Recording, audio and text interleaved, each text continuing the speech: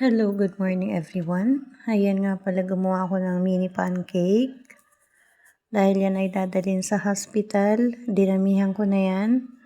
Ang ginamit ko nga pala dyan guys ay tinatawag nilang digig bur, ibig sabihin harina. Yung bur, yung ano siya, medyo brown.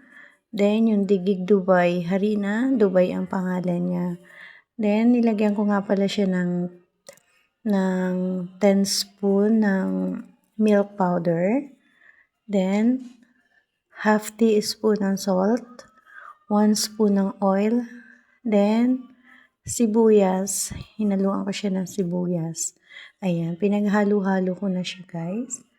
Then, ayan, diba? Tapos na. Ayan, iaano ko na siya. Poform ko na siya ng pancake. Ayan, napakadami niyan. Napakainit nga eh. Daig mo pang namalansya. Pero need mo talaga magtiis guys dahil need mo ng pera, syempre.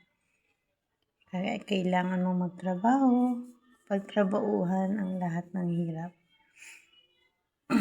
Syempre, pag may hirap, di ba, may ginhawa yan. Inshallah, balang araw makamit natin ang ating mga minimiti guys.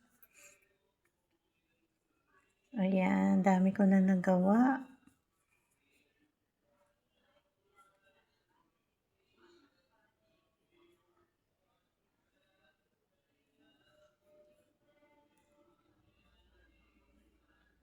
Ayan na siya. Nilalagyan ko nga pala siya ng oil ng karuf or ship.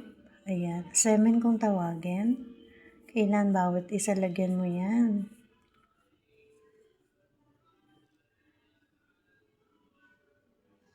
Okay guys, thank you for watching and bye.